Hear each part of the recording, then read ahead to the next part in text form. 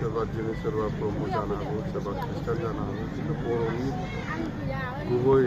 आसल धर्मआ मा होनोब्ला बुंखानांगोन जे बाथौ बाथौआनो बर'नि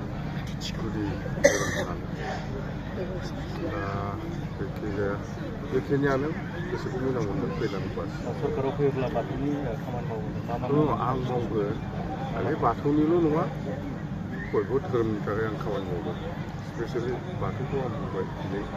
नोंथांमोननि प्रटेक्सननि बा जौगानायनि थाखाय जिखिनि प्रजेक्ट लानांगौ आं खालामना होगोन धोरोमनि सायाव मालाबा मालाबा एसे जानो धोरोमखौ लानानै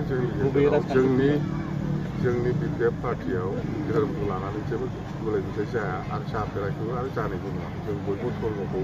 समानै सनमान होयो बिपिएफ पार्टिया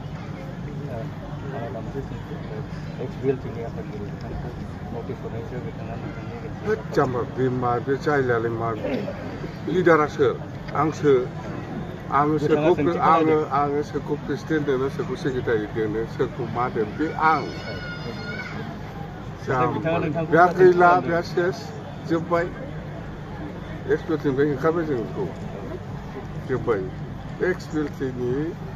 एक्सपिएलटिफोरखौ नायग्रा